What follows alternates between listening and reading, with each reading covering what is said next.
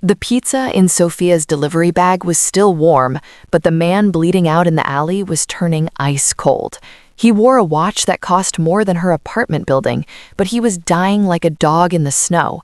When Sophia reached for his phone to call the only contact listed, the firm, she didn't realize she was signing her own death warrant, or that she had just saved the most feared man in the city.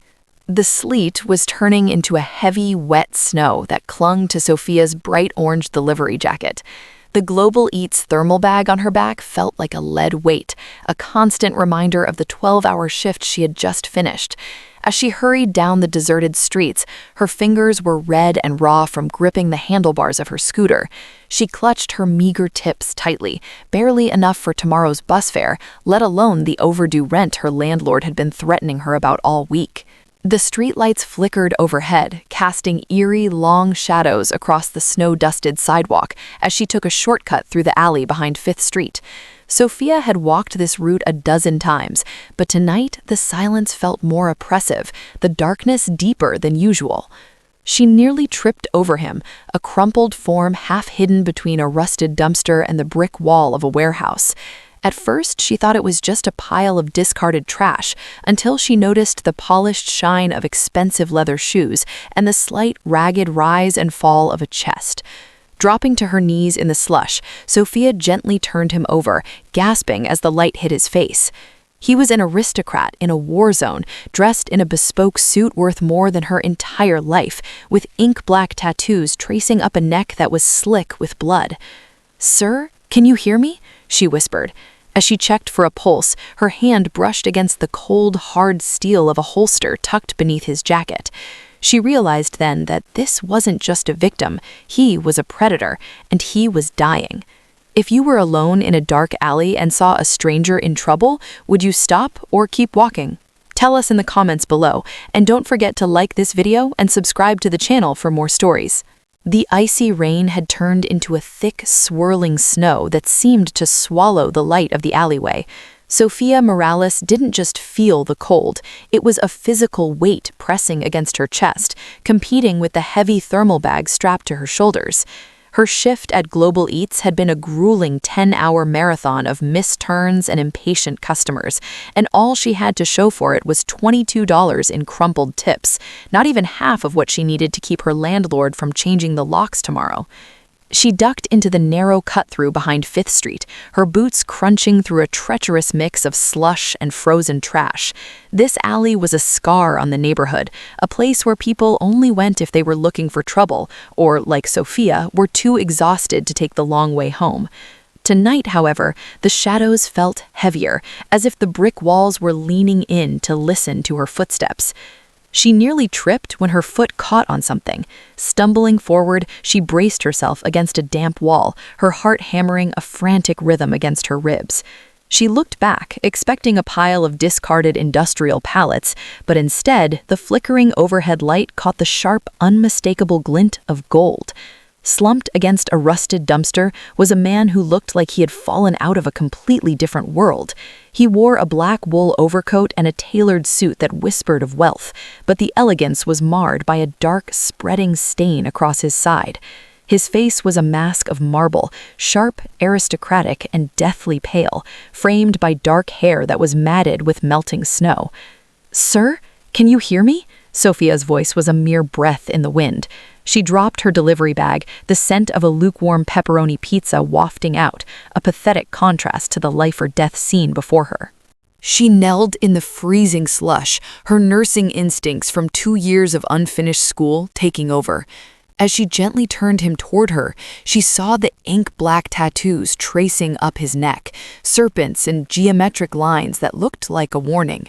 Her hand brushed his neck to check for a pulse, and that's when she felt it, the cold, unmistakable weight of a steel holster tucked beneath his blazer. A jolt of pure terror spaked through her. This wasn't a businessman who had been mugged. This was someone from the world people in her neighborhood only spoke about in whispers. But as she looked at his closed eyes and the shallow, rattling struggle of his breath, the fear was eclipsed by a stubborn, fierce compassion. "I've got you," she whispered, her own breath hitching. She knew he was losing heat fast. Without a second thought, she unzipped her bright orange delivery jacket, the only thing keeping her warm, and draped it over his broad shoulders, tucking the thermal lining around his chest. She pressed her small, raw hands over the wound in his side, trying to stem the crimson tide that was disappearing into the snow. In that frozen moment, Sophia didn't see a dangerous predator. She only saw a man who wouldn't see tomorrow if she walked away. The siren-like howl of tires skidding on ice shattered the alley's heavy silence before Sophia could even process the vibration in the ground. Two massive obsidian-black SUVs roared around the corner, their high-beam LEDs slicing through the falling snow like physical blades. Sophia squinted against the blinding glare, her hands still pressed firmly against the man's wound, feeling the warmth of his blood seeping through her fingers and into the orange fabric of her delivery jacket.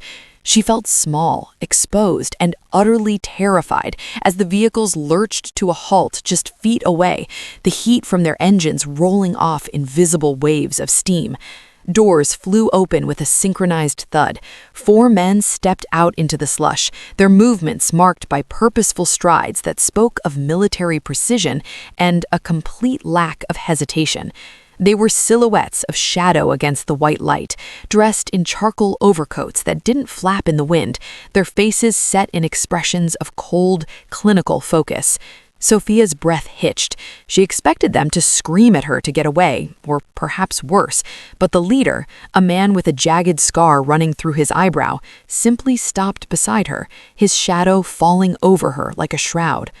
"Move aside," he commanded. His voice wasn't loud, but it carried the weight of a landslide. Sophia hesitated for a fraction of a second, her nursing instincts warring with the primal urge to flee.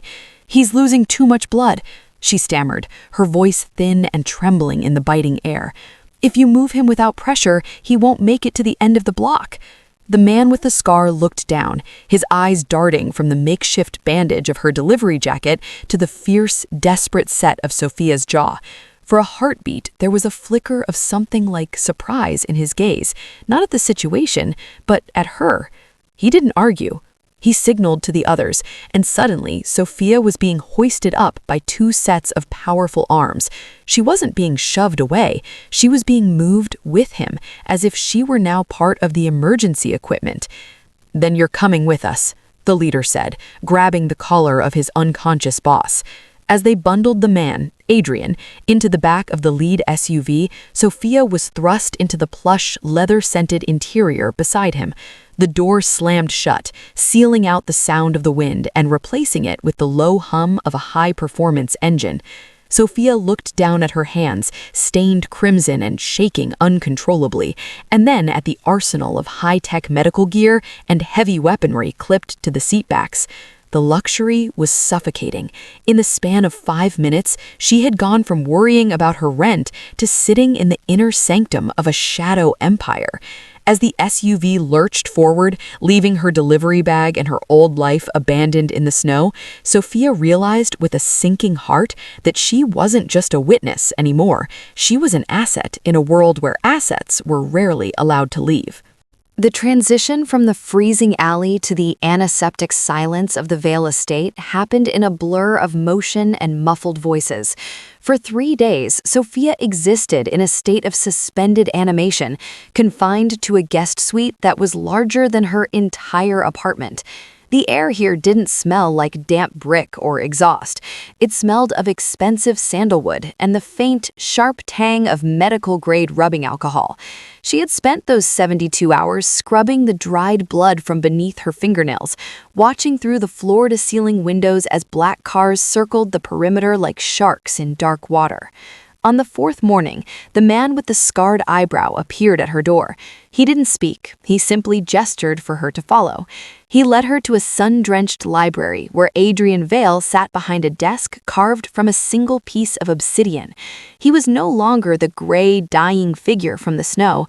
Though his face was still lean with fatigue, his eyes were sharp, a piercing, predatory gray that seemed to catalog every detail of Sophia's nervous posture. He wore a silk robe over his bandages, the intricate tattoos on his neck peeking out like shadows of his former life. "Sit, Sophia," he said. His voice was a rich, gravelly baritone that vibrated in her chest. Sophia sat, her hands nodding in her lap. "I hope you're feeling better, Mr. Vale. I didn't mean to stay so long. The men wouldn't let me leave."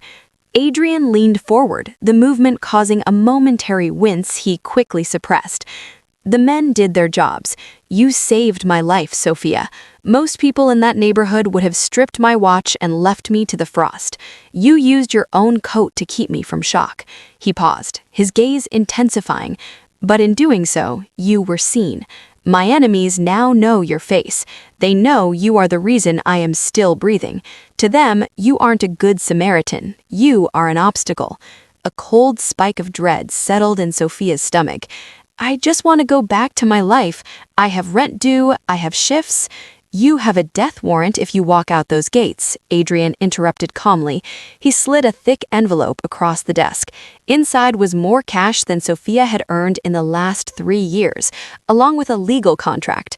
"I don't believe in luck. I believe in debts. I'm offering you a proposition. Stay here, work as my personal logistics assistant, a title that justifies your presence to my associates. In exchange, I provide you with a salary that will erase your debts, and more importantly, a level of security that money cannot buy." Sophia looked at the money, then back at the man who radiated a quiet, terrifying power. "And if I say no, then you gamble with your life against men who do not play fair," Adrian replied, his voice softening with an unsettling sincerity. "Stay, Sophia. Let me pay the debt I owe you. Let me be the shield you didn't know you needed." Sophia looked at her hands, no longer red and raw, but safe within these walls. She realized with a heavy heart that the alleyway hadn't just been a shortcut home. It had been the exit ramp from her old life. She reached out and touched the edge of the envelope. The heavy iron gates of the Vale estate swung shut behind the black SUV with a finality that made Sophia's breath hitch. As the vehicle wound up the heated limestone driveway, the mansion loomed out of the swirling snow like a Gothic fortress, reimagined with modern glass and steel. It was a cathedral of wealth, silent and imposing, surrounded by acres of manicured grounds that felt less like a garden and more like a buffer zone. When the door was opened for her, Sophia stepped out onto a heated porch, her old sneakers feeling laughably out of place against the polished marble. She was still wearing the same worn-out jeans from the night of the rescue, and her orange delivery jacket, now cleaned but forever stained by a faint, rust-colored memory, hung over her arm. Inside, the foyer stretched upward into a dizzying atrium. The air was perfectly climate-controlled, devoid of the city's scent of wet pavement and desperation, replaced instead with the cool, neutral aroma of expensive stone. As she was led through the labyrinthine hallways, Sophia realized that the beauty of the house was merely a veil for its true purpose. Every corner held a shadow, and every shadow held a man. They stood in the periphery of the arched doorways, dressed in sharp, dark suits that couldn't quite hide the tactical shoulder holsters beneath their jackets. Their eyes didn't linger with her curiosity. They tracked her with the clinical precision of security cameras. To them, she was an anomaly, a civilian heartbeat in a house built for war. She was shown to her quarters, a suite that felt more like a 5-star hotel than a bedroom. The fabrics were plush, the colors muted and elegant, yet Sophia couldn't bring herself to sit on the silk-covered sofa. She felt like a ghost haunting someone else's dream. From her window, she could see the distant, flickering lights of the city she had just left behind, the world of double shifts, overdue notices, and the familiar hum of the subway. A soft knock at the door startled her. It was a young maid, her expression carefully neutral, carrying a tray of food that looked more like a work of art than a meal. Sophia looked at the silver cutlery and the crystal water glass, then at her own trembling, calloused hands. She was safe, she was warm, and she was technically wealthy by her old standards. But as the maid bowed and retreated, Sophia felt the weight of the gold-leafed ceiling pressing down on her. This wasn't a home. It was a high-end sanctuary where the price of admission was her freedom, and the currency was the dangerous secret of the man bleeding in the snow.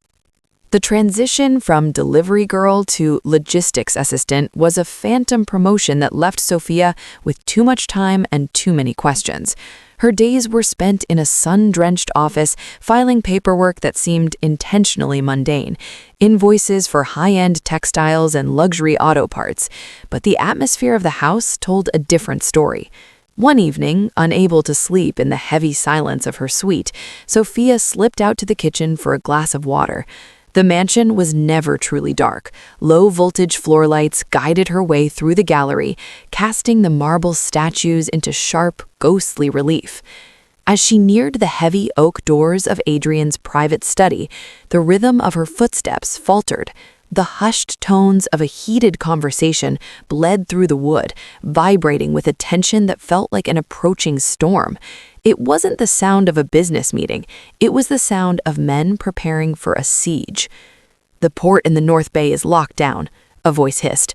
It was the man with the scarred eyebrow. "The Donovans didn't just tip off the authorities, they paid for the blockade. We have 3 shipments of heavy machinery sitting in the harbor, and every hour they stay there is an hour the feds have to find the false bottoms." "And the crew?" Adrian's voice was lower, a dangerous, gravelly purr that made the hair on Sophia's neck stand up. "In custody, or worse," the guard replied. "If we don't move the inventory tonight, we lose the leverage we need for the spring contract. Adrian, this isn't a logistical error. This is a declaration of war." Sophia stood frozen, her hand hovering inches from the wall. The word logistics suddenly took on a sickening new weight. She thought of the invoices she had filed earlier that afternoon for industrial filters. In her world, filters were for coffee or car engines. In Adrian's world, they were a mask for something far more lethal. The shipping complications weren't about delayed textiles. They were about a shadow empire's lifeline being severed. The silence that followed was even more terrifying than the words. She heard the distinct metallic click of a glass being set down on a stone coaster. "They think they've cornered me because they've stopped the ships," Adrian said, his voice now eerily calm. "But they've forgotten that I still have the woman who knows their delivery routes better than they do." Sophia's heart thundered against her ribs. She realized then that her presence in this house wasn't just a gesture of gratitude. She hadn't been saved, she'd been recruited. Adrian Vale wasn't just a businessman with dangerous enemies. He was the architect of the very chaos she spent her whole life trying to avoid. As she turned to flee back to the safety of her room, the shadow of a guard lengthened across the floor, cutting off her path. The whispers in the hall had ended, but the realization of her true role had only just begun. The sanctuary of the Vale estate had begun to feel more like a cage, and today the bars were closing in. Sophia stood in the center of the high-tech security hub, her eyes fixed on a wall of monitors that displayed a grainy, flickering playback from 3 nights ago. On the screen, her own orange-jacketed figure knelt in the slush of the alleyway, her face illuminated by the harsh blare of the SUV's headlights. They didn't just see a girl helping a stranger. Adrian's voice came from the shadows behind her, cold and resonant. They saw a witness, and in my world, a witness is a loose thread that needs to be pulled. The man with the scarred eyebrow tapped a key, freezing the frame on a dark sedan idling at the mouth of the alley. It had no plates, its windows tinted to a deep, impenetrable black. "This car has been circling your old apartment for the last 48 hours, Sophia. They went to Joe's Diner asking for the delivery girl who worked the late shift on Tuesday. They even stopped by the community center where you used to volunteer." A cold, hollow sensation opened up in Sophia's chest. It wasn't just about her anymore. Every person she had ever smiled at, every neighbor who had held the door for her, was now a potential waypoint on a map drawn by men who dealt in blood. The target on her back wasn't a metaphor. It was a physical reality that was bleeding out into the lives of the innocent. "Anyone in my orbit becomes a son or a ghost," Adrian said, stepping into the light. He looked at her not with pity, but with a terrifyingly practical assessment. "The Donovans are tracking your old delivery routes. They're looking for a pattern, a vulnerability. They think that by squeezing your world, they can make me flinch." Sophia turned to him, her hands trembling despite her best efforts to keep them still. "I thought you were protecting me. I thought that's why I was here." "I am protecting you," Adrian replied, his gray eyes narrowing. "But protection in this house isn't about hiding, it's about being out of reach. You can never go back to that apartment, Sophia. You can never pick up another delivery bag. Your old life died the moment you saved mine." As if to punctuate his words, a new feed blossomed on the main screen. It showed the front door of her old building. Two men in heavy coats were forcing the lock, their movements casual and practiced. Sophia watched, paralyzed, as they entered the hallway where she had lived for 3 years.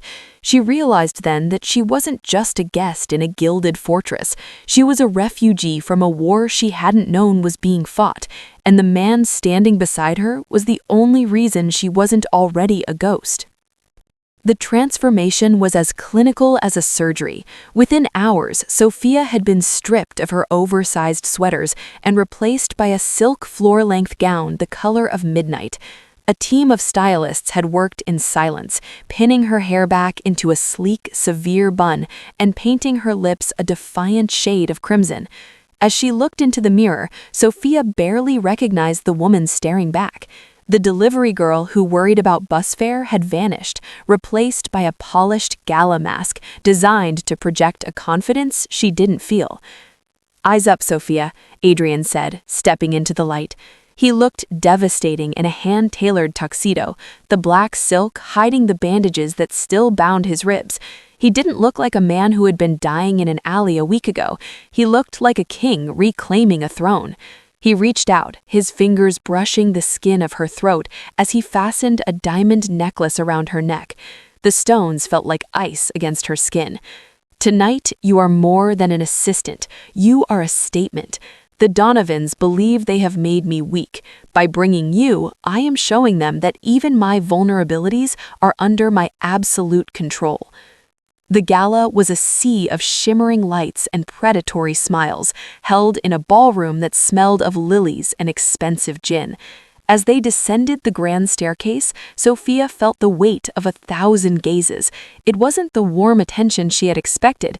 It was the sharp, calculating stare of a pack of wolves evaluating a new member. Every laugh felt like a challenge, every toast like a threat. "Smile, Sophia," Adrian whispered, his hand firm on the small of her back as he guided her through the crowd. "In this room, fear is a scent. If you give them even a whiff of it, they will tear us both apart." She leaned into him, her heart hammering against her ribs like a trapped bird. She watched as Adrian shook hands with men who likely ordered his death, his voice smooth and untroubled.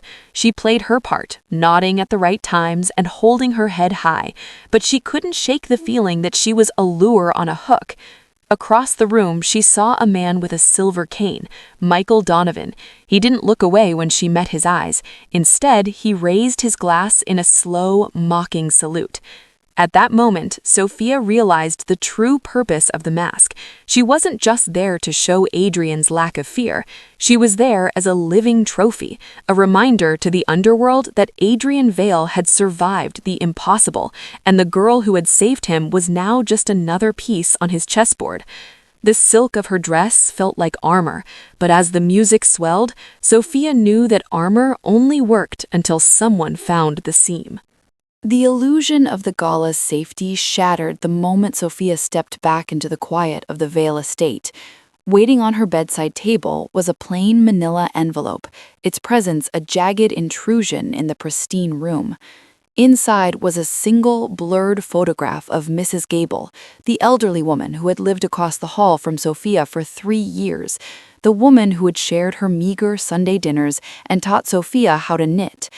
In the photo, Mrs. Gable was seated in a metal chair, her expression one of vacant, wide-eyed confusion against a backdrop of rusted corrugated steel.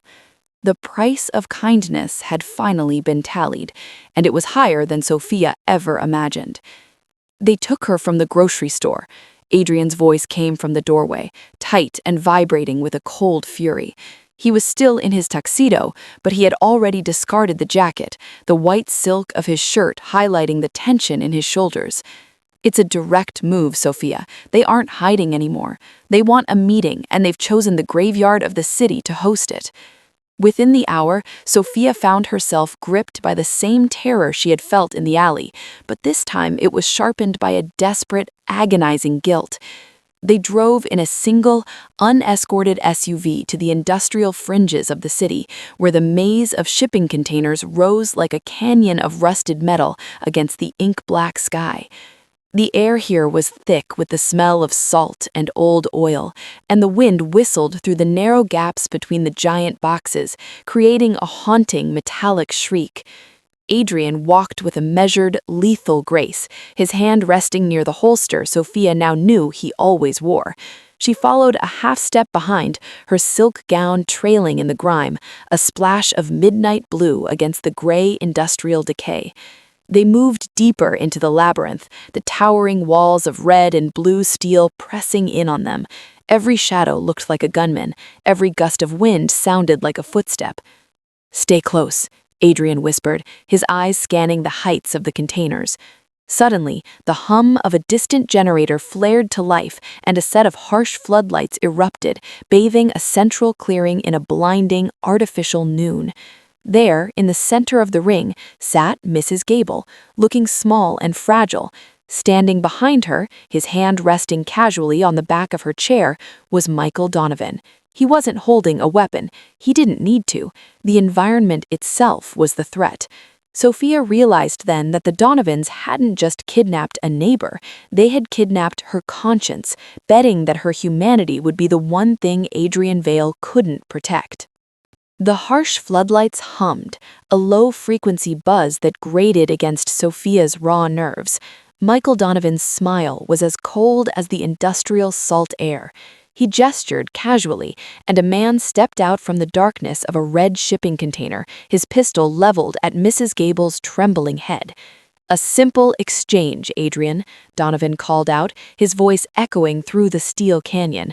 "Give me the digital keys to the North Bay Port Logistics, and the old woman goes home. If not, she becomes a very messy reminder of why you shouldn't hire delivery girls to do a soldier's job." Sophia felt Adrian go still beside her, a terrifying, predatory stillness. She saw his hand twitch toward his holster, but he knew he was too far. The physics were against him. The gunman would fire before Adrian could even clear his jacket. Sophia looked at Mrs. Gable, whose eyes were shut tight, her lips moving in a silent, terrified prayer. This was the woman who had brought Sophia's soup when she had the flu, the only family she had in a city that had tried to starve her. Before her mind could scream no, Sophia's feet were moving. She didn't run. She walked with a deliberate, hauntingly calm pace she had unconsciously mirrored from Adrian over the last week. She stepped directly into the line of fire, her midnight silk gown a dark smudge against the glare as she positioned her body between the barrel of the gun and the elderly woman. "Sophia, move!" Adrian's voice cracked like a whip, laced with a rare note of genuine panic. She didn't move. She stood her ground, her heart hammering a frantic rhythm that her face refused to betray. She looked directly into the eyes of the gunman, using the steady gaze she had watched Adrian use on generals and ghosts alike. It was a look that didn't acknowledge the weapon, only the man behind it. "You want leverage?" Sophia asked, her voice surprisingly level in the vast, hollow space. "I'm the one who saved him. I'm the one who knows how he thinks now. If you kill her, you get nothing but a war you've already lost. If you want to shoot someone, shoot the person who actually changed the game." The gunman hesitated, the certainty in his eyes flickering. He looked to Donovan, then back to the girl who wasn't flinching. In that split second of doubt, the power shifted. Sophia realized then that the language of power wasn't about who held the gun. It was about who refused to be afraid of it. She stood like a statue of marble and silk, a shield made of pure, stubborn compassion, forcing the underworld to blink first. The tension in the warehouse didn't snap with a bang, but with a heavy, hollow silence. Donovan looked at Sophia, then at Adrian, and finally at his own gunman. He realized that the girl who had nothing was the only one in the circle who wasn't afraid to lose everything. With a sharp, frustrated flick of his wrist, he signaled his men to stand down. The leverage was gone. The girl had turned herself into the shield, and even a monster like Donovan knew that killing her now would only turn a businessman into a martyr. The drive back to the estate was a blur of adrenaline-faded exhaustion. Mrs. Gable was safe, tucked away in a private wing with doctors who treated her like royalty, but Sophia felt a strange, cold distance from the world she had just risked her life to defend. She sat in Adrian's study, the silk of her gown torn and stained with the grime of the shipping yards. She was waiting for the contract, for the final payment that would let her walk away and pretend none of this had ever happened. Adrian moved toward her slowly, his footsteps silent on the obsidian floor. He didn't look like a man who had just won a war. He looked like a man who had just seen a ghost. He didn't stop at his desk. Instead, he stopped right in front of her, his hand reaching out to touch the cheek where a smudge of oil still lingered. "You could have died, Sophia," his voice rough, stripped of its usual clinical armor. "I had a plan, Sophia. I had men in the rafters. You didn't need to step in front of that gun." "Your plan was about logistics. My friend was about life. I didn't do it for your empire, Adrian. I did it because she mattered." Adrian looked at her, and for the first time, the predatory gray of his eyes softened into something human. "I spent my whole life believing that compassion was a liability, a weakness my enemies could use to bleed me dry. But tonight, you showed me that there is more to strength than power. You did what none of my soldiers could do. You made them blink." He didn't hand her an envelope this time. He knelt slightly, meeting her gaze as an equal. "The contract is over, Sophia. You're free to go back to the city, to the shifts and the rent. But the house hasn't felt like a home until you were in it. I'm asking you to stay, not as a delivery girl, not as an assistant, and certainly not as my subordinate. Stay because you are the only person who sees the man behind the tattoos. Stay on your own terms." Sophia looked at the man who had once been a dying stranger in the snow. She realized that the gilded fortress wasn't a cage anymore. It was a choice. She reached out, her calloused hand resting over his, and finally let out the breath she had been holding since the alley. Sophia proved that a kind heart is the ultimate shield. If you believe in the power of courage, like and share this video. Subscribe to join our community of storytellers.